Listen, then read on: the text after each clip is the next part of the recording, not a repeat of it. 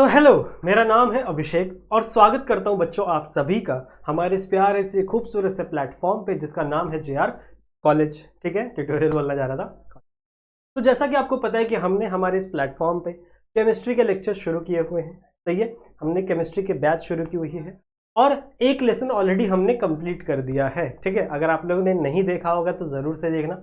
आप लोग को प्लेलिस्ट भी मिल जाएगी, हमने हमारी प्लेलिस्ट भी क्रिएट कर दी है 12th केमिस्ट्री की। तो प्लेलिस्ट में आपको लाइन वाइज लेक्चर्स मिल जाएंगे आपके सॉलिड स्टेट्स के। ठीक है, अब उस लेक्चर के नीचे जब मैं सॉलिड स्टेट्स बना रहा था तो उस लेक्चर के नीचे बच्चों बहुत सारे बच्चों के कमेंट आए कि सर हमारा जो कॉलेज है वहां पर हमारा 10th लेसन शुरू हुआ है, that is halogen derivative. 10th lesson हमें पढ़ाया जा रहा है, तो कृपया करके आप भी हमारा जो हैलोजन डेरिवेटिव है उसे स्टार्ट करें। तो बहुत सारे बच्चों की डिमांड आई थी कि सर हमें हैलोजन डेरिवेटिव पढ़ना है। सही है, तो चलो बच्चों आप लोग की इसी डिमांड को पूरा करते हुए हम लोगों ने सेकेंड जो चैप्टर है वो स्टार्ट किया है, मतलब दूसरा चैप्टर स्टार्ट किया है, that is our 10th lesson जिसका नाम क्या है, हैलोजन डेरिवेटिव। अब हैलोजन डेरिवेटिव बच्चों एक ऑर्गेनिक केमिस्ट्री का पार्ट है। याद है मैंने जब ओवरव्यू वाला वीडियो बनाया था, जो सबसे पहला वाला वीडियो था, उसके अंदर मैंने आपको बताया था कि आपकी जो केमिस्ट्री है ये 4 अलग अलग ब्रांचेस में टूट रही है। ठीक है, केमिस्ट्री एक बहुत ही वाइड सब्जेक्ट है ना, बहुत वाइड सब्जेक्ट है। तो ये 4 अलग अलग ब्रांचेस में टूट रही थी। सबसे पहला था फिजिकल केमिस्ट्री, जिसका हम लोग ने सबसे पहला लेसन पढ़ा सॉलिड स्टेट्स, जो कि फिजिकल केमिस्ट्री से बिलोंग करता है। फिर एक था बच्चों आपका इनऑर्गेनिक केमिस्ट्री, जिसके भी हम लोग लेसन्स पढ़ेंगे। फिर एक है आपका ऑर्गेनिक केमिस्ट्री और लास्ट है आपका अप्लाइड केमिस्ट्री, जो आपको 12th स्टैंडर्ड में पढ़ना है सब कुछ। नाउ ऑर्गेनिक केमिस्ट्री का जो सबसे वेरी फर्स्ट लेसन है that is your halogen derivative, इसकी शुरुआत आज हम लोग करेंगे। सही है, मुझे पता है आप में से बहुत सारे बच्चे एक्साइटेड हो ऑर्गेनिक पढ़ने के लिए। ठीक है, कुछ बच्चे ऐसे भी होते हैं, मुझे मिलते हैं कि सर हमें ऑर्गेनिक इतने अच्छे तरीके से क्लियर नहीं होता। ठीक है, ऑर्गेनिक हम पढ़ते हैं, पढ़ते टाइम मजा आता है, पर एग्जाम में ऑर्गेनिक मतलब धोखा दे देता है, ऑर्गेनिक से हमको मार्क्स नहीं मिल पाते। ठीक है, तो देखो बच्चों ऑर्गेनिक केमिस्ट्री पढ़ने का सिंपल सा तरीका यही है कि आपको प्रैक्टिस करनी पड़ेगी। अगर आप प्रैक्टिस नहीं करोगे तो आपको ऑर्गेनिक केमिस्ट्री नहीं आएगी। समझ रहे हो, जब मैं यहां पे आपको रिएक्शंस करूंगा, आप देखो ऑर्गेनिक केमिस्ट्री में आपको रिएक्शंस ही रिएक्शंस मिलेंगे, बहुत सारे आपको रिएक्शंस मिलेंगे, कई नेम रिएक्शंस मिलेंगे, समझ लो, कई अलग अलग प्रकार के रिएक्शंस मिलेंगे। तो रिएक्शन देखोगे, उसका मैकेनिज्म देखोगे तो आपको समझ में आएगा, हाँ चलो यहाँ का कार्बन यहाँ जा रहा है, यहाँ का बॉन्ड यहाँ शिफ्ट हो रहा है, वो सब आपको लगेगा कि हाँ ईजी है। पर जब तक आप उस चीज को खुद से लिख कर प्रैक्टिस नहीं करोगे ना बच्चों, तब तक ऑर्गेनिक केमिस्ट्री दिमाग में नहीं घुसने वाली। ठीक है, इनऑर्गेनिक केमिस्ट्री चलो लर्न कर लोगे, चीजें वहां पे थ्योरेटिकल होती हैं। फिजिकल केमिस्ट्री वहां पे थोड़े डेरिवेशंस होते हैं, थोड़ा थियरी होता है, थोड़ा कंसेप्ट होता है, समझ लोगे। पर बिना प्रैक्टिस के आपको ऑर्गेनिक केमिस्ट्री नहीं आएगी। इसीलिए मैं अभी से आपको एडवाइस कर रहा हूं कि अगर आप ये लेक्चर देखना चालू कर रहे हो तो प्लीज पेन और पेपर लेके ही बैठना।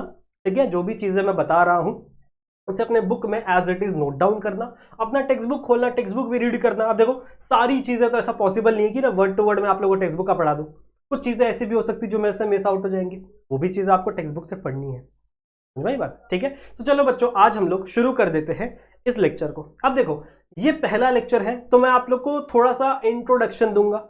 ऑर्गेनिक केमिस्ट्री है क्या, मुझे पता है मैंने आप लोगों को 11th स्टैंडर्ड की केमिस्ट्री नहीं पढ़ाई है।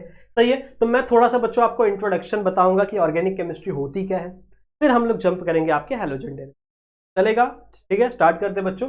This is lecture number 1। अगर हमारे एप्लीकेशन को डाउनलोड नहीं किया है तो डाउनलोड जरूर से कर लेना। ठीक है, अगर आपको कोई डाउट होता है, मुझसे आपको कांटेक्ट करना है, कोई फीडबैक देना है, अपना अपना मैसेज मुझ तक पहुंचाना है, तो आप मेरे इंस्टाग्राम पे आ सकते हो। ठीक है, मेरे इंस्टाग्राम का आईडी है। तो चलो बच्चों स्टार्ट करते हैं अपने इस लेक्चर को। आ जाओ, इंट्रोडक्शन की बात करें। अब देखो ऑर्गेनिक केमिस्ट्री क्या है। ऑर्गेनिक केमिस्ट्री अगर आप लोगों ने 10th स्टैंडर्ड भी पढ़ी है, ठीक है, 11th तो पढ़ा ही होगा, तो बच्चों आप लोग को एक चीज पता होगा कि ऑर्गेनिक केमिस्ट्री में हम लोग कार्बन और हाइड्रोकार्बन से रिलेटेड मॉलिक्यूल्स के साथ डील करते हैं। ठीक है, कार्बन कहना सही नहीं होगा क्योंकि इनऑर्गेनिक में भी कई सारे कार्बन कंपाउंड्स होते हैं, जैसे आपका कार्बन डाइऑक्साइड में भी कार्बन है, पर वो इनऑर्गेनिक मॉलिक्यूल है। तो ऑर्गेनिक केमिस्ट्री की अगर मैं बात करूं, ठीक है, अगर मैं ऑर्गेनिक केमिस्ट्री की बात करूं तो यहां पर बच्चों हम लोग ज्यादा फोकस करते हैं हाइड्रोकार्बन्स पे।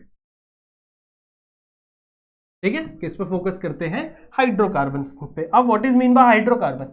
हाइड्रोकार्बन का मतलब होता है बच्चों, देखो यहां पे 2 वर्ड दिख रहे होंगे, एक है आपका कार्बन और एक है आपका हाइड्रोजन, ठीक है, दिस इज और हाइड्रोजन। तो जब हाइड्रोजन और कार्बन साथ में मिलते हैं और वो किसी रिएक्शन में पार्ट लेते हैं, वो किसी दूसरे मॉलिक्यूल के साथ रिएक्ट करते हैं, तो वो आपकी ऑर्गेनिक केमिस्ट्री कहलाती है, ठीक है। तो हाइड्रोकार्बन होना जरूरी है, ये एक आपका सिंपल सी बात होगी। अब इसके अंदर कई सारे बॉन्ड्स होते हैं। अब देखो जो कार्बन है वो सिर्फ और सिर्फ कोवेलेंट बॉन्ड बनाने की कोशिश करता है ज्यादातर, ठीक है। कार्बन जो है वो हमेशा चाहे कार्बन के साथ चाहे हाइड्रोजन के साथ वो जो बॉन्ड बना रहा है वो किस प्रकार का बॉन्ड है बच्चों, वो है कोवेलेंट बॉन्ड। अब कोवेलेंट बॉन्ड क्या होता है, ठीक है, 10th स्टैंडर्ड में पढ़ा है ना, और जेआर ट्यूटोरियल्स पे इसमें मैंने एक वीडियो भी डाली थी, ionic bond versus covalent bond, दोनों को मैंने अच्छे से समझाया था उस वीडियो के अंदर, सही है। तो कोई बात नहीं, यहां भी बता देता हूं कोवेलेंट बॉन्ड मतलब क्या होता है बच्चों। देखो कोवेलेंट बॉन्ड का मतलब होता है sharing a pair of electron. दो एटम्स अपने अपने एक एक इलेक्ट्रॉन्स को क्या करते हैं, शेयर करते हैं। तो दो इलेक्ट्रॉन्स आपस में शेयर हुए, उनसे जो बॉन्ड बनता है उस बॉन्ड को हम लोग क्या कहते हैं, दैट इज कोवेलेंट बॉन्ड। अब मैं आप लोग को एग्जांपल देकर समझा सकता हूं। जैसे मान लो यहां पे एक कार्बन है। अब कार्बन के बारे में आपको कुछ चीजें तो पता ही है, जैसे एटॉमिक नंबर होता है 6, ठीक है। इसकी जो इलेक्ट्रॉनिक कन्फिग्रेशन होती है वो है 2 और 4, और वैसे भी हम लोग लिखते हैं ना 1s2 2s2 2p2, वो भी हम लोग लिखते हैं, पर अभी हम लोग ऐसे लिख रहे हैं। अगर आप देखो तो इलेक्ट्रॉनिक कन्फिग्रेशन 2 और 4 है, इसका मतलब इसकी वैलेंसी क्या हुई बच्चों, इसकी वैलेंसी हुई 4।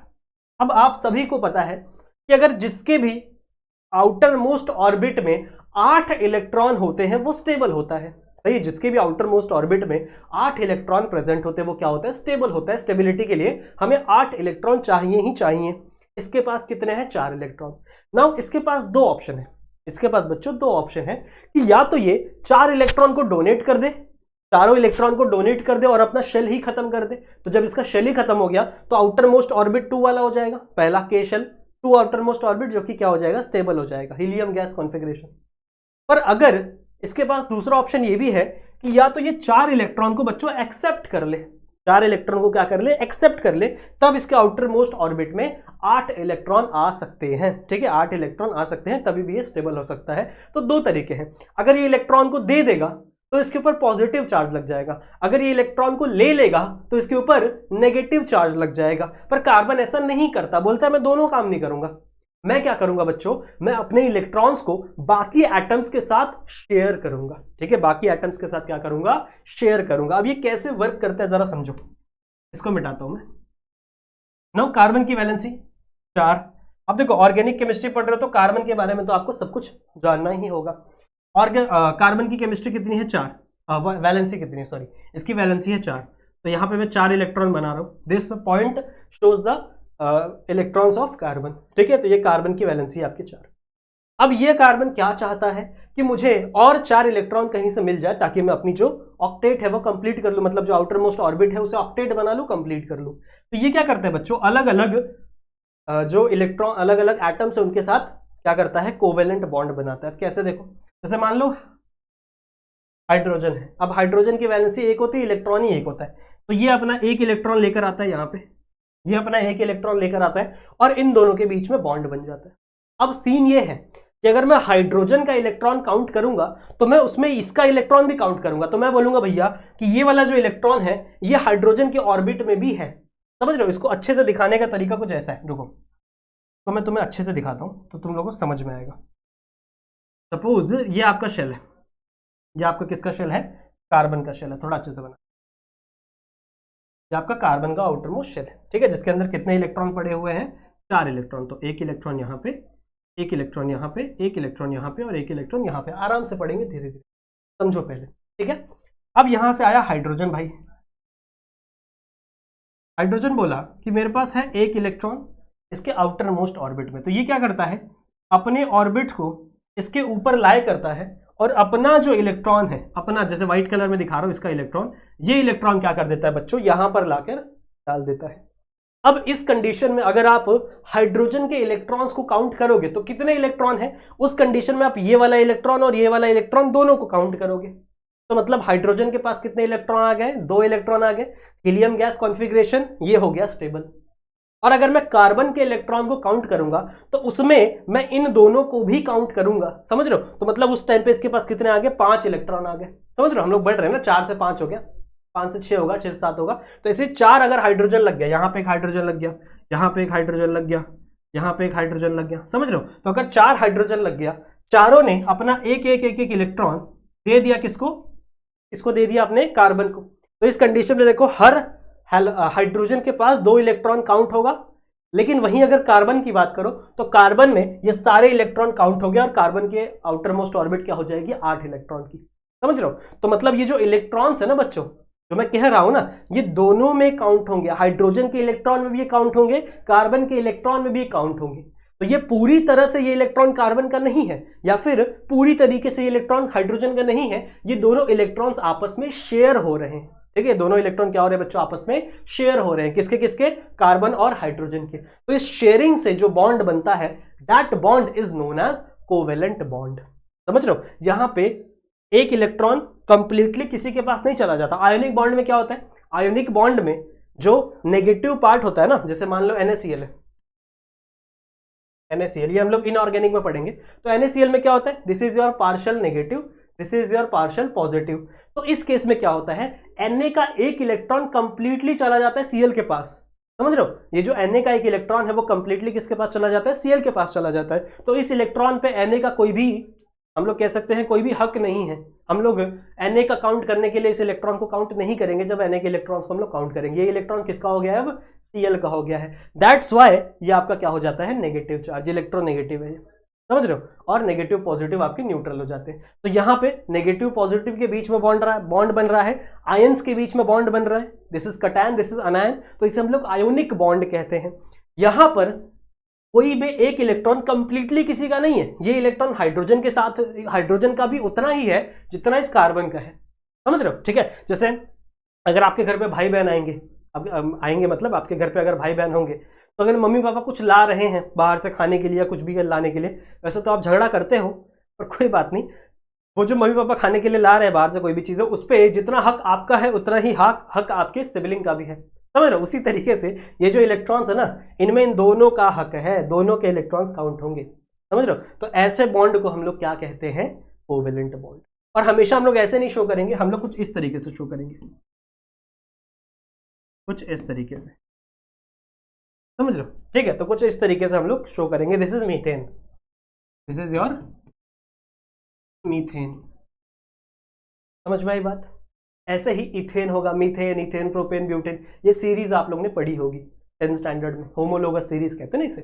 तो ये सीरीज ऐसे ही आगे चलेगी, जिसमें नंबर ऑफ कार्बन इंक्रीज होते जाएंगे। इसमें 1 कार्बन है मीथेन में, इथेन में 2 आएंगे, फिर प्रोपेन में 3 आएंगे, समझ रहे हो? तो ऐसे कार्बन के नंबर इंक्रीज होते जाएंगे और आपके हाइड्रोकार्बन बनेंगे। देख रहे हो, this is hydrocarbon, this is not only carbon, this is hydrocarbon, जहां पे हाइड्रोजन भी है और कार्बन भी है।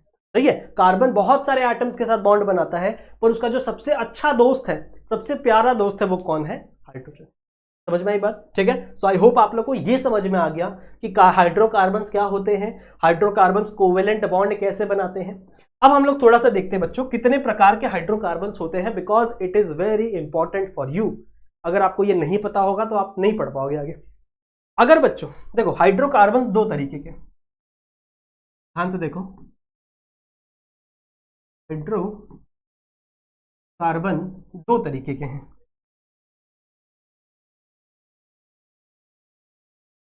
एक है आपका सैचुरेटेड और एक है आपका बच्चों अनसैचुरेटेड।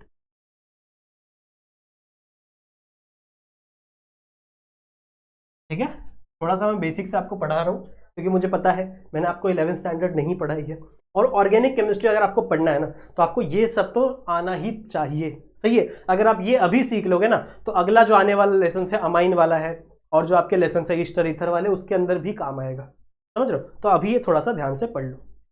क्या बोला मैंने, हाइड्रोकार्बन 2 प्रकार के हैं, एक है आपका सैचुरेटेड हाइड्रोकार्बन, एक है आपका अनसैचुरेटेड हाइड्रोकार्बन। ठीक है, हाइड्रोकार्बन नीचे लिख लेना। अब सैचुरेटेड का मतलब होता है बच्चों ऐसे कंपाउंड्स जहां पर खाली सिंगल बॉन्ड प्रेजेंट हो कार्बन और कार्बन के बीच में। क्या बोला मैंने, जहां पर कार्बन और कार्बन के बीच में हमेशा सिंगल बॉन्ड प्रेजेंट होगा, that compound is known as saturated hydrocarbon. For an example C, single bond C, ठीक है। तो अगर इन दोनों के बीच में बच्चों सिंगल बॉन्ड है तो हम मैं क्या कह सकता हूं बच्चों, इसे सैचुरेटेड हाइड्रोकार्बन कह सकता हूं। बात समझ में आ रही है? अब आपको इसकी वैलेंसी पूरी करनी पड़ेगी, ठीक है। हमेशा याद रखो कार्बन की वैलेंसी कितनी होती है, कितनी होती है, 4, ठीक है।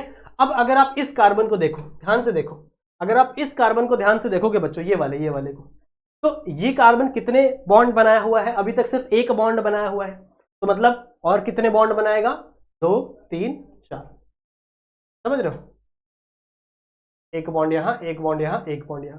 तो इस कार्बन में कितने बॉन्ड बनेंगे, 1 2 3 4। सिमिलरली इस कार्बन पे कितने बॉन्ड बनेंगे बच्चों, 1 2 3 और ये आपका 4। समझ रहे हो? एक भी बॉन्ड एक्स्ट्रा मत बना के चले आना बच्चों, समझ रहे हो? अगर मान लो आपने ऐसा लिखा और आपने यहाँ 4 बॉन्ड यहाँ बना दिया और 4 बॉन्ड यहाँ बना दिया, तो ये दिक्कत की बात हो जाएगी, क्योंकि कार्बन यहाँ पे 5 बॉन्ड बना रहा है और कार्बन कभी भी 5 बॉन्ड नहीं बनाता, वो कभी भी स्टेबल होगा नहीं ना, वो पॉजिटिव चार्ज लग जाएगा उसके ऊपर, तो वो चाहता नहीं कार्बन की हमेशा वो 5 बॉन्ड बनाए, समझ रहे हो? पेंटावैलेंट होता नहीं है, वो सिर्फ क्या होता है, टेट्रावैलेंट होता है। टेट्रावैलेंट मतलब 4 वैलेंसी होती है। तो this is the saturated hydrocarbon. अब इसे क्या कहते हैं, इसे हम लोग कहते हैं बच्चों अल्केन। क्या कहते हैं इसे, हम लोग कहते हैं बच्चों अल्केन। इसका फॉर्मूला क्या है, इसका जनरल फॉर्मूला है बच्चों CnH2n+2, ठीक है, CnH2n+2। This is the general formula of your alkane. Next हम लोग बात करते हैं बच्चों, ये आपका सैचुरेटेड हो गया। अब अनसैचुरेटेड में दो चीज हम लोग पढ़ते हैं, अनसैचुरेटेड में दो चीज हम लोग पढ़ते हैं, या तो कार्बन कार्बन के बीच में डबल बॉन्ड आ जाए, या फिर कार्बन कार्बन के बीच में ट्रिपल बॉन्ड आ जाए। दो चीजें हो सकती है। अगर कार्बन कार्बन के बीच में डबल बॉन्ड आ रहा है तो भी वो अनसैचुरेटेड है, अगर कार्बन कार्बन के बीच में ट्रिपल बॉन्ड आ रहा है तो भी वो क्या है, अनसैचुरेटेड है। समझ में आई बात? कार्बन कार्बन 4 बॉन्ड नहीं फॉर्म करते, वैसा तो आज तक मैंने नहीं पढ़ा, पर नहीं होता होगा मेरे हिसाब से। यहीं तक हम लोग को समझना है, ठीक है, क्लियर है, समझ में आ गया? तो क्या बोला मैंने, अनसैचुरेटेड डबल बॉन्ड और triple bond, saturated single bond, clear है? अब जो डबल बॉन्ड है बच्चों, उन्हें हम लोग कहते हैं अल्कीन, समझ रहे हो? उन्हें हम लोग क्या कहते हैं, अल्कीन कहते हैं बच्चों। अब इसके वैलेंसी कैसे पूरी करेंगे हम लोग, इसकी वैलेंसी कैसे पूरी करेंगे, कार्बन की वैलेंसी कितनी होती है, 4, सही है।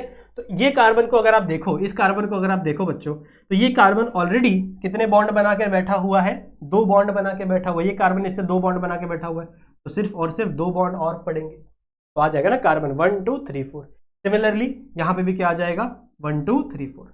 समझ लो, कभी भी यहां पर 3 बॉन्ड लगाकर मत आ जाना, अगर यहां पे भी आप 3 बॉन्ड लगा दोगे तो 5 बॉन्ड वापस बन जाएंगे और फिर दिक्कत में आ जाओगे और मार्क्स कट सकते हैं, ठीक है। तो हमेशा कार्बन की वैलेंसी चेक करो, हमेशा एक बात दिमाग में रखो कि कार्बन की वैलेंसी होती है 4, तो किसी भी कंडीशन में, किसी भी हालत में मैक्स टू मैक्स जो आपका कार्बन है वो 4 बॉन्ड ही बनाएगा, उससे ऊपर बॉन्ड नहीं बनाएगा, समझ रहे हो? ठीक है, तो 4 बॉन्ड ही बनाएगा, तो उस कंडीशन में आपको इसके बॉन्ड दिखाने, ठीक है। इसका फॉर्मूला क्या हो जाएगा, CnH2n, इसका ये जनरल फॉर्मूला है, सही है। इसके n के अंदर, n मतलब क्या, नंबर ऑफ कार्बन, कोई भी नंबर ऑफ कार्बन डाल दो, 1 2 3 4, उसके हिसाब से आपका फॉर्मूला रेडी हो जाएगा।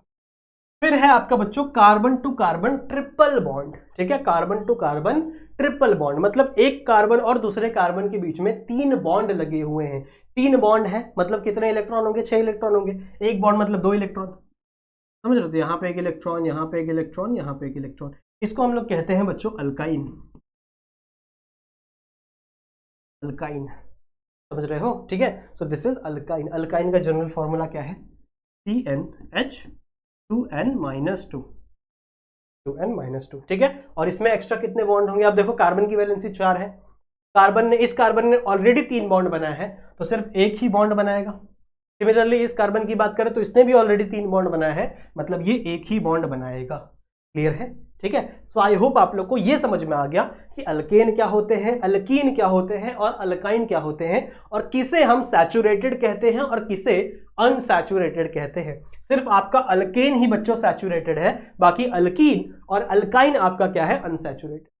समझ में आई बात? अल्कीन और अल्काइन क्या है आपका, अनसैचुरेटेड। क्लियर है? मैं ये सब इसीलिए बता रहा हूं बच्चों ताकि आपको कुछ रटना ना पड़े। देखो ऑर्गेनिक केमिस्ट्री एक रटने जैसा सब्जेक्ट बिल्कुल भी नहीं है।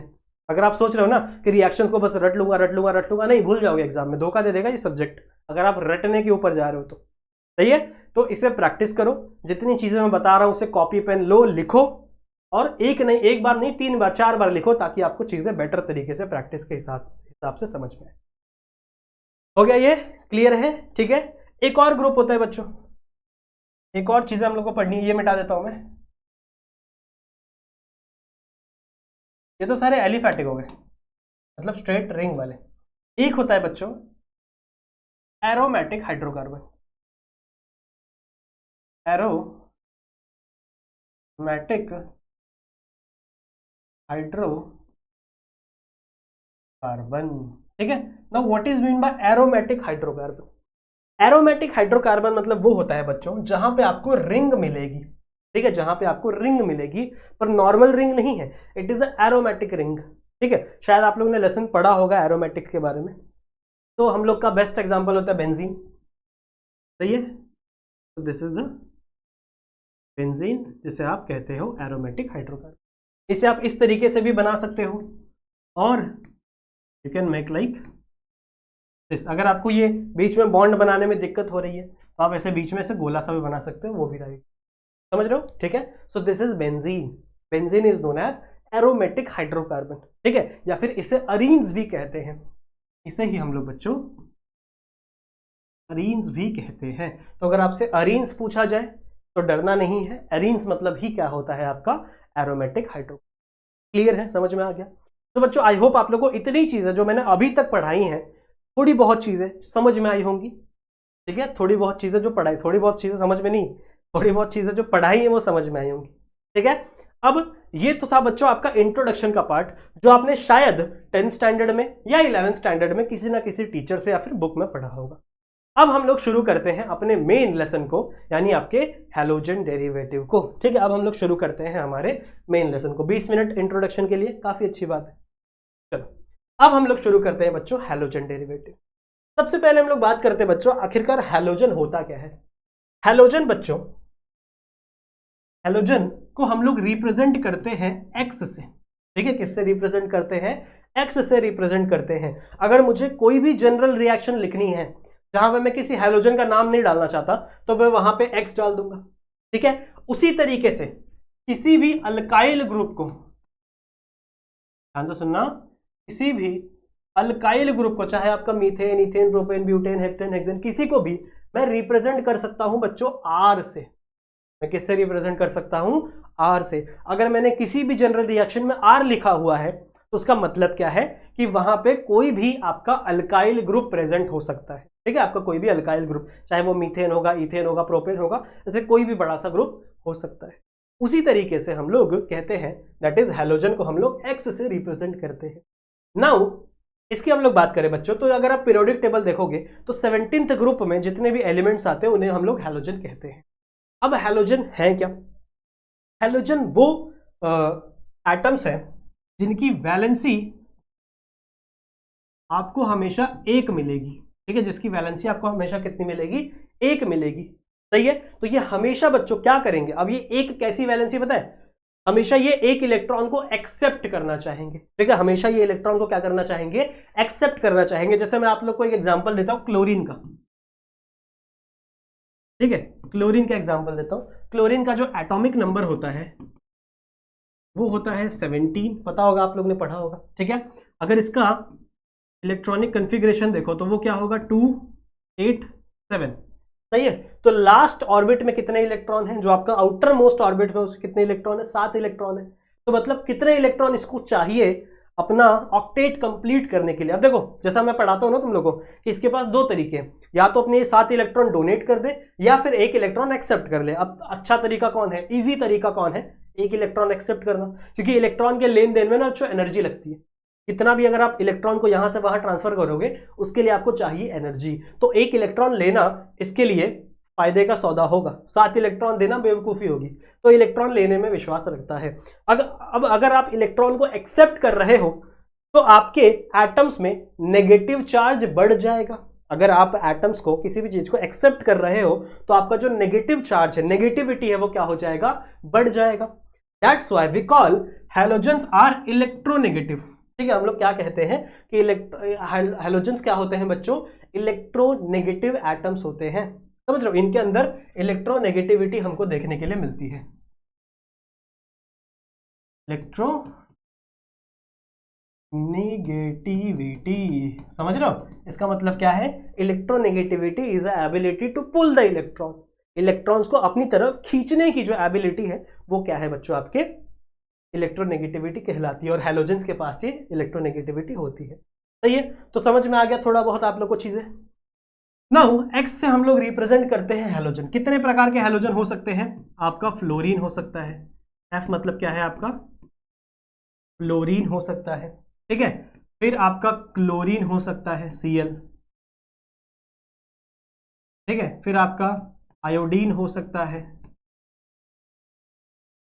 फिर आपका ब्रोमीन हो सकता है। कहां लिखे, यहां लिख दूं, फिर आपका ब्रोमीन हो सकता है। समझ रहे हो, ठीक है। तो इतने हम लोग पढ़ते हैं, इससे भी और भी हैलोजेंस होते हैं पर उनको हम लोग नहीं पढ़ते ज्यादातर। तो ज्यादातर ये जो चार आपके हैलोजेंस हैं इनके बारे में ही हम लोग पढ़ेंगे। So these are halogens. Now what is mean by halogen derivative. Halogens तो समझ में आ गया कि हैलोजेंस वो एटम्स हैं जो आपके 17th ग्रुप में आते हैं, इसके अंदर पीरियोडिक टेबल में 17th ग्रुप के अंदर आते हैं। इसकी वैलेंसी हमेशा एक होती है, सही है, और हमेशा ये इलेक्ट्रॉन्स को लेने में विश्वास करते हैं। That's why they have electronegativity होती है इनके अंदर। ये तो हम लोग ने समझ लिया हैलोजेंस के बारे में। Now what is mean by halogen derivative. Halogen derivative मतलब यही होगा बच्चों कि आपका जो अल्काइल ग्रुप होगा, जैसे मान लो यहां पे मैंने लिख दिया CH3, ठीक है, तो आप क्या करोगे, इसमें से एक हाइड्रोजन को निकालोगे, H प्लस नहीं, एक हाइड्रोजन को निकालोगे, हाइड्रोजन को रिमूव करोगे, ठीक है, और इसकी जगह ऐड कर दोगे एक आपका हैलोजन। हैलोजन हाइड्रोजन कंफ्यूज हो गया क्या, मैंने शायद उल्टा बोल दिया होगा। तो हैलोजन डेरिवेटिव, वापस सुनो मैं क्या बोल रहा हूं। हैलोजन डेरिवेटिव का मतलब है बच्चों, हैलोजन डेरिवेटिव का मतलब है कि यहां पर आप किसी भी हाइड्रोकार्बन में, किसी के, दिस इज द हाइड्रोकार्बन, या फिर आप अल्काइल ग्रुप बोल लो, this is your alkyl group, ठीक है। तो इस कंडीशन में आप अल्काइल ग्रुप से एक हाइड्रोजन को रिमूव करोगे और उस हाइड्रोजन की प्लेस पर आप क्या पुट कर दोगे बच्चों, अपना हैलोजन पुट कर दोगे, ठीक है। तो कैसा कंपाउंड बन जाएगा, RCH। अब देखो यहां CH3 था तो यहां पे एक हाइड्रोजन निकला तो कितना हो गया, CH2, और इससे आपका क्या अटैच हो गया, आपका X, ठीक है। X मीन्स योर हैलोजन, ठीक है। तो X का मतलब होता है आपका हैलोजन। अब इसकी जगह कोई भी हैलोजन आ सकता है, जैसे फ्लोरीन, क्लोरीन, ब्रोमीन, आयोडीन, कुछ भी आ सकता है, ठीक है। ज्यादातर देखा जाता है कि फ्लोरीन को हम लोग यूज नहीं करते, ठीक है, क्योंकि अगर आप लैब में देखोगे, अगर आप लैब में फ्लोरीन यूज करोगे ना, तो फ्लोरीन बहुत ही ज्यादा एक्सप्लोजिव होता है, बहुत ही ज्यादा इलेक्ट्रोनेगेटिव होती है फ्लोरीन की, तो ये ज्यादा एक्सप्लोजिव होता है, मतलब समझ रहे हो, हजार्डस होता है। अगर लोग यूज करेंगे तो एक्सप्लोड हो गया तो भैया लोगों की जान को खतरा हो सकता है। तो ज्यादा फ्लोरीन नहीं यूज करते, क्लोरीन, ब्रोमीन, आयोडीन ही ज्यादा यूज किया जाता है। समझ में आई बात, ठीक है। So this is the halogen derivative, जहां पे आप एक हाइड्रोजन को रिमूव करके उसकी जगह एक हैलोजन लगा रहे हो। So this compound is known as halogen derivative. समझ में आई बात। डेरिवेटिव मतलब क्या है कि किसी भी कंपाउंड का आप उसके अंदर कोई दूसरा फंक्शनल ग्रुप ऐड कर दो, that is nothing but your derivative. Clear है, समझ में आ गया। अब इसके क्लासिफिकेशन भी हमें पढ़ना है। लेक्चर कितना बड़ा हो गया, 28 मिनट का हो गया। चलो क्लासिफिकेशन हम लोग देख लेते हैं, आ जाओ। चलो बात करते हैं बच्चों क्लासिफिकेशंस ऑफ हैलोजन डेरिवेटिव की। अब देखो आप हैलोजन डेरिवेटिव को दो प्रकार से क्लासिफाई कर सकते हो। हैलोजन डेरिवेटिव को आप दो प्रकार से क्लासिफाई कर सकते हो। सबसे पहला क्या है, classify on the basis of carbon skeleton, ठीक है। Classification on the basis of carbon skeleton. अब इसका मतलब क्या है, इसका मतलब ये है बच्चों, मान लो मेरे पास सिंगल बॉन्ड वाला एक कार्बन है, ठीक है, सिंगल बॉन्ड वाला एक कंपाउंड है, तो मैंने उसके अंदर एक हैलोजन लगा दिया। मान लो मेरे पास एक डबल बॉन्ड वाला कंपाउंड है तो मैंने उसके अंदर एक हैलोजन लगा दिया, तो ये अलग अलग प्रकार के आप हैलोजेंस बना सकते हो, हैलोजन डेरिवेटिव बना सकते हो with the help of carbon skeleton, different carbon skeleton. अब कौन कौन से डिफरेंट कार्बन स्केलेटन हो सकते हैं बता देता हूं। ये आपके अल्केन हो सकते हैं, ठीक है, ये आपके अल्काइन हो सकते हैं, सही है, ये आपके अल्कीन हो सकते हैं, समझ रहे हो, ये आपके अरीन हो सकते हैं, अरीन मतलब क्या आपका बेंजीन रिंग हो सकते हैं, समझ रहे हो। तो अलग अलग प्रकार के अगर आप कार्बन चेंज करोगे, कार्बन की जो चेन है वो डिफरेंट डालोगे आपके हैलोजन के ऊपर, तो कार्बन स्केलेटन के बेसिस पे आप अलग अलग तरीके से अपना क्या कर सकते हो, हैलोजन का डेरिवेटिव, हैलोजन के क्लासिफिकेशंस कर सकते हो। ये एक तरीका हो गया। एक और तरीका है बच्चों हैलोजन्स के क्लासिफिकेशन का। एक है बच्चों ऑन द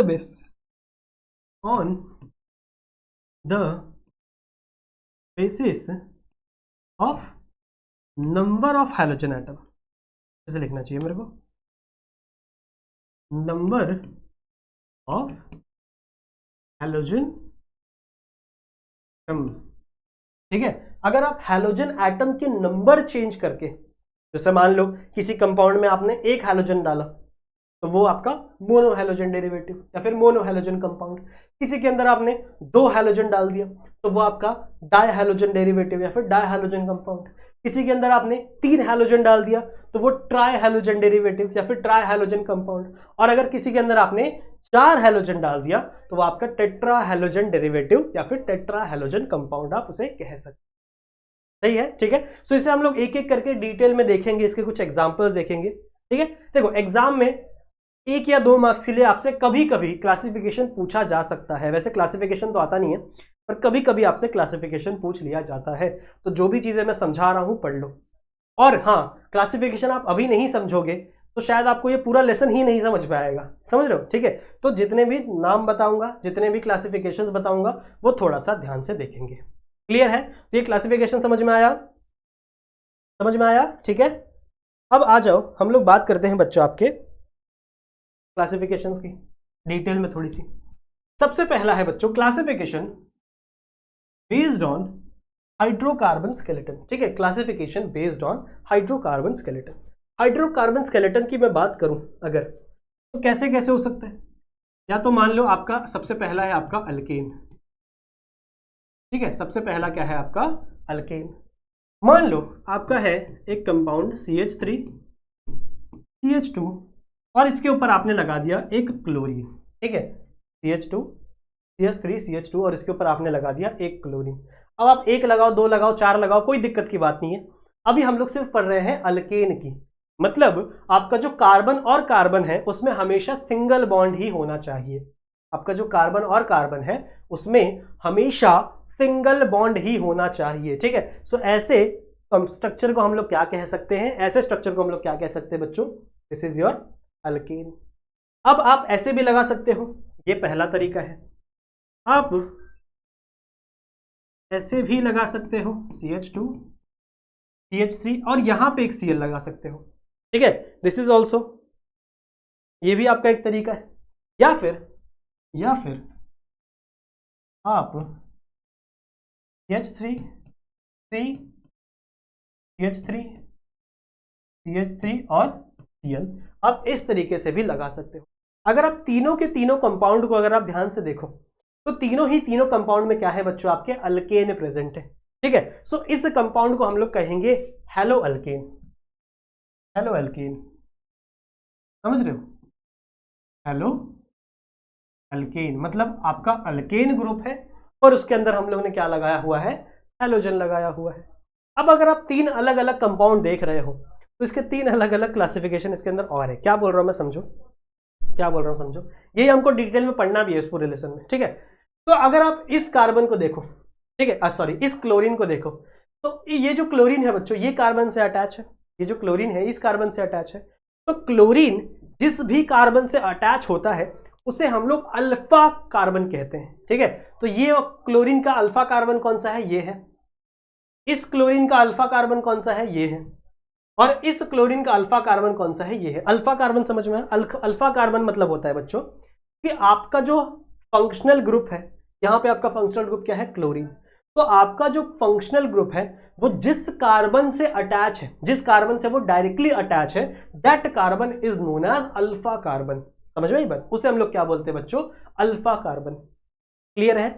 तो इस क्लोरीन के लिए ये अल्फा कार्बन है, इस क्लोरीन के लिए ये अल्फा कार्बन है, और इस क्लोरीन के लिए ये आपका अल्फा कार्बन है। क्लियर है, समझ में आई बात।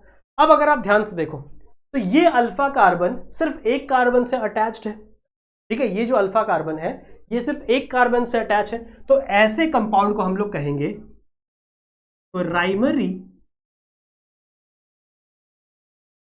हेलो अल्केन, या फिर प्राइमरी हेलो, हाँ वही प्राइमरी हेलो अल्केन, ठीक है। और प्राइमरी को बच्चों हम लोग 1 डिग्री से भी दिखाते हैं, ठीक है। तो this is primary hello alkane, मतलब 1 डिग्री।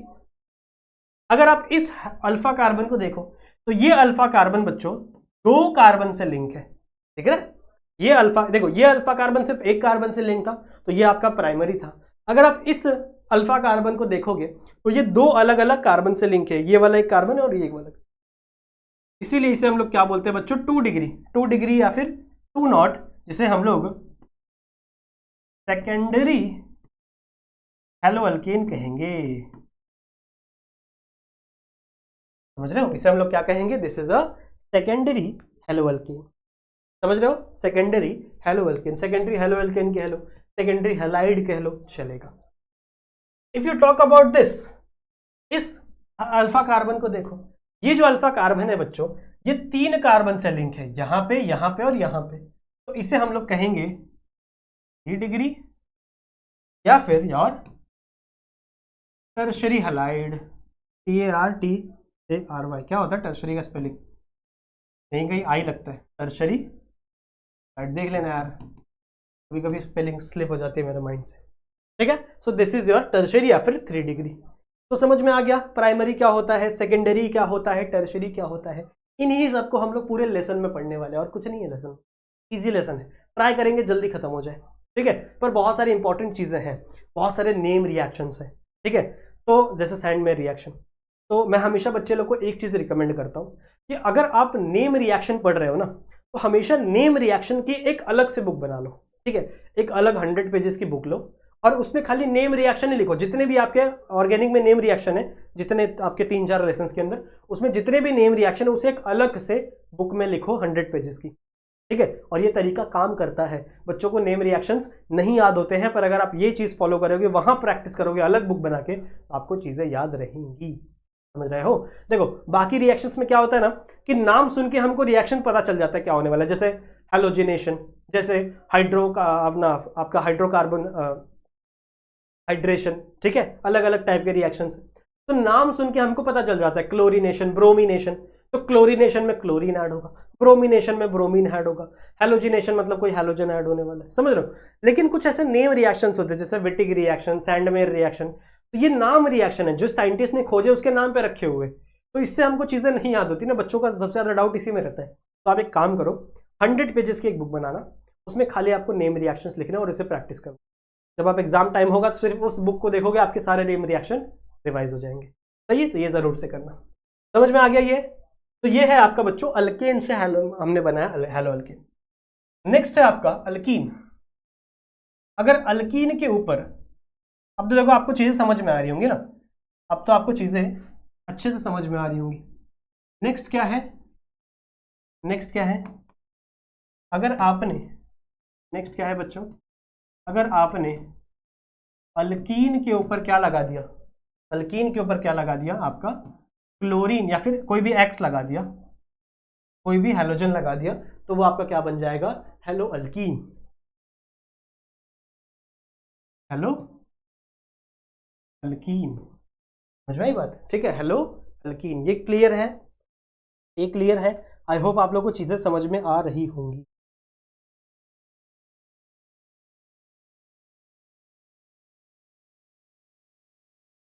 समझ में आ रही है, ठीक है, सिंपल है, सिंपल है। ओके कहाँ गया, हाँ। तो जैसे CH2 डबल बॉन्ड CH2, और यहाँ पे मैंने क्या लगा दिया, एक्स लगा दिया, ठीक है। CH2 डबल बॉन्ड CH2, और यहाँ पे मैंने डायरेक्टली क्या लगा दिया, आपका एक्स लगा दिया। तो तो ये आपका क्या कहलाएंगी बच्चों, क्या कहलाएंगी, ये आपका क्या कहलाएंगी, आपके हेलो अल्कीन। क्लियर है, ठीक है। अब इसमें ऐसा भी हो सकता है कि दो हेलोजन लग जाए, अब ऐसा भी हो सकता है कि एक ही हेलोजन लगे, ठीक है। ऐसा भी हो सकता है इसमें दो हेलोजन लगे, ऐसा भी हो सकता है इसमें एक ही हेलोजन लगे, यहाँ पे 2 नहीं आएगा, थोड़ा सा माफ करना, वैलेंसी में दिक्कत हो गई थी। ऐसा भी हो सकता है कि इसमें दो लग जाए, जैसे मान लो मैंने ऐसा लिख दिया CH डबल बॉन्ड CH, यहाँ पे एक Cl लगा दिया और यहाँ पे एक Cl लगा दिया, समझ रहे हो, यहाँ पे एक Cl लगा दिया और यहाँ पे एक Cl लगा दिया, ये भी हो सकता है। या फिर CH2 डबल बॉन्ड C, यहाँ पे एक Cl लगा दिया, यहाँ पे एक Cl लगा दिया, सही है। अब ये भी तो आपका अल्कीन ही है क्योंकि यहाँ पे डबल बॉन्ड प्रेजेंट ही है, सही है। पर ये दो अलग अलग तरीके के हैं। अगर आपके दो अलग अलग कार्बन एटम पे, ध्यान से सुनेंगे मैं क्या बोल रहा हूं, ध्यान से सुनेंगे मैं क्या बोल रहा हूं बच्चों, जस्ट अ सेकेंड, एक सेकेंड ना, एक सेकेंड,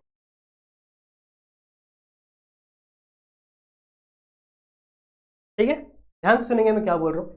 अगर आपके दो कार्बन पे अलग अलग कार्बन पे अलग अलग क्लोरीन लगा हुआ है, इसको हम लोग कहते हैं विसिनल हैलाइड। और अगर आपके एक ही कार्बन पे दो क्लोरीन लगा हुआ है, इसे हम लोग कहते हैं जमिनल हैलाइड, जमिनल हैलाइड, ठीक है। तो ये आपकी बुक में नहीं दिया हुआ है पर मैं चलो आपको बता देता हूं, दिस इज विसिनल हैलाइड। याद रखना है आपको, विसिनल का मतलब क्या है, अलग अलग, विसिनल का मतलब क्या है, अलग अलग, अलग अलग कार्बन, अलग अलग कार्बन पे आपके क्लोरीन अटैच है, दो क्लोरीन अटैच है आपके अलग अलग कार्बन पे, तो उसे हम लोग क्या कहेंगे, विसिनल हैलाइड, या फिर आप इसे विसिनल डाइहैलाइड कहोगे। सॉरी मैंने डाइहैलाइड नहीं लिखा, दो हैलाइड है ना, सो इट इज विसिनल डाइहैलाइड। और अगर आपके एक ही कार्बन पे दो हैलाइड लगे हुए हैं तो दिस इज जेमिनल डाइहैलाइड। समझ में आई बात, समझ में आई बात। ये है आपका अल्कीन के साथ, that is hello alkyne. Next तो मिटा रहा हूं मैं, नेक्स्ट है आपका बच्चों हेलो अल्काइन।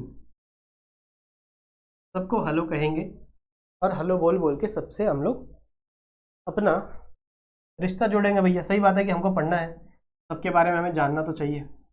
लास्ट है आपका, नेक्स्ट है आपका हेलो अल्काइन।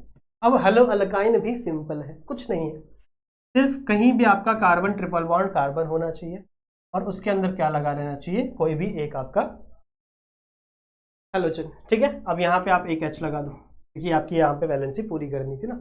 तो ये है बच्चों आपका हेलो अल्काइन। इसी तरीके से है बच्चों आपका एक हेलो अरीन, सॉरी चौथा, इसी तरीके से है आपका एक हेलो अरीन।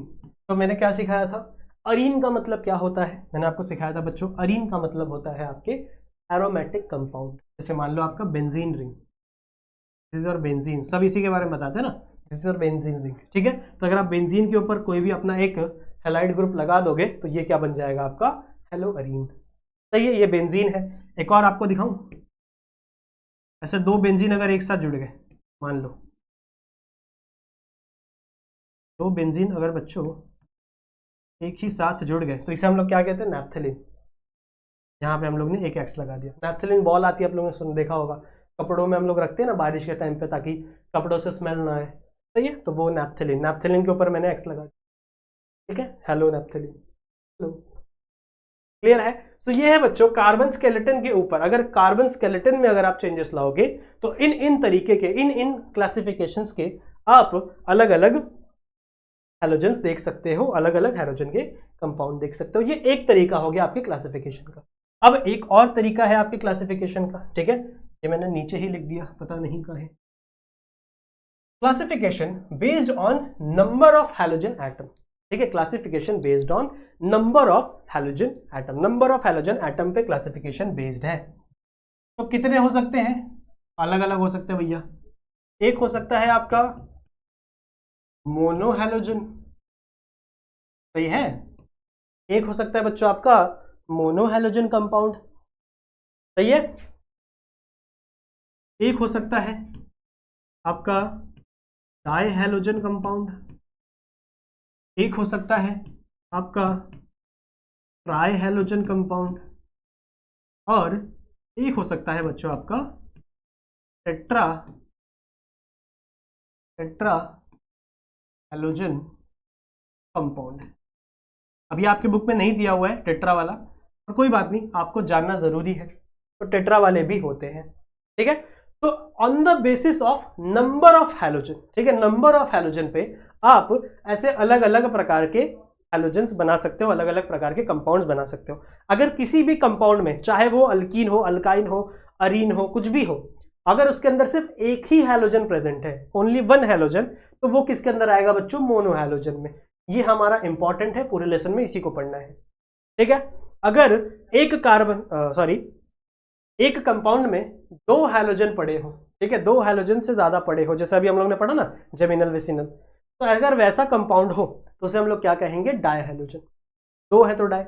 अगर तीन पड़े हो तो ट्राई हैलोजन, ठीक है। इसके अंदर एक और क्लास आती है हैलोफॉर्म की, ठीक है, तो वो भी मैं आपको बताऊंगा। और अगर चार हैलोजन हो तो टेट्रा, यहाँ पे स्पेलिंग गलत है शायद, TRA आएगा, तो टेट्रा हैलोजन कंपाउंड। ये चार अलग अलग तरीके हैं बच्चों नंबर ऑफ हैलोजन एटम्स के, ठीक है। अब इसके बारे में थोड़ा सा डिटेल डिस्कशन हम लोग नेक्स्ट लेक्चर में करेंगे। आई नो वीडियो थोड़ी सी लंबी बन गई है, और मैंने कुछ कमेंट्स भी देखे हैं कि आप लोग चाह रहे हो कि जो वीडियो है वो उसका लेंथ थोड़ा लंबा हो, ठीक है। आप देखो, आप लोग को पता होगा, अगर आप लोग बायोलॉजी पढ़ रहे हो मेरे साथ, अगर आप लास्ट ईयर के बायोलॉजी के लेक्चर्स देख रहे हो, प्लेलिस्ट में जाके देखना, तो मेरे वीडियोस हमेशा लंबे ही रहते हैं, ठीक है। I am known for the long videos. मेरे वीडियोस हमेशा 40 मिनट 50 मिनट के ही रहते हैं, ठीक है। पर अभी ये जो लेक्चर्स हैं ये ज़्यादा लोगों तक रीच हो, इसके लिए हम लोग थोड़े छोटे वीडियोस बना रहे हैं, समझ रहे हो। मेरा कुछ नहीं है, मैं तो आराम से लंबे लंबे वीडियोस बना सकता हूँ, ठीक है। सो 40 मिनट 45 मिनट 50 मिनट ये एक एवरेज टाइम है, अच्छा टाइम है। इससे ज़्यादा मैं लेक्चर को नहीं खींचूंगा, सही है, क्योंकि बच्चे भी बोर हो जाते हैं, ज़्यादा लंबा लेक्चर हो जाता है तो, सही है। तो अभी तक हम लोग ने जो भी चीज़ें पढ़ी हैं वो आपका एक चीज़ है। इसके बाद इसी चीज़ को हम लोग कंटिन्यू करेंगे अपने लेक्चर नंबर 2 में। वहाँ पे मैं आपको इसके एग्जाम्पल्स दूंगा, कुछ अच्छी चीज़ें हम लोग पढ़ेंगे, जैसे अलाइलिक, विनाइलिक, और भी बहुत सारी चीज़ें हैं। फिर ये जो मोनो हैलोजन कंपाउंड है, इसके थोड़े से डिटेल में हम लोग पढ़ेंगे। फिर IUPAC नॉमेनक्लेचर भी हमको देखना है, ठीक है। तो उसके बाद से हम लोग शुरू करेंगे अपने रिएक्शन वाला पार्ट। रिएक्शन वाला पार्ट मिस नहीं करना है, लिखना है, प्रैक्टिस करना है। जितना भी आप प्रैक्टिस करोगे बच्चों, उतनी आपकी ऑर्गेनिक केमिस्ट्री स्ट्रांग होगी, सही बात है, ठीक है। तो चलो बच्चों, इस लेक्चर को यहीं तक रखते हैं, इस लेक्चर को ज़्यादा लंबा नहीं खींचते। आई होप आप लोग को ये लेक्चर पसंद आया होगा, ठीक है। तो मिलते हैं अगले लेक्चर में, ठीक है। कमेंट करके ज़रूर से बता देना अगर आपको कोई भी डाउट हो। इंस्टाग्राम पे आ जाना, लाइक कर देना वीडियो को, अपने दोस्तों तक शेयर ज़रूर से कर देना, सबको बता देना कि हमारे चैनल पर केमिस्ट्री के लेक्चर्स आ रहे हैं, ठीक है बच्चों। तो मिलता हूँ आप सभी से एक अगले लेक्चर में और एक एक्साइटेड लेक्चर में। तब तक के लिए पढ़ाई करते रहो एंड कीप स्टडी।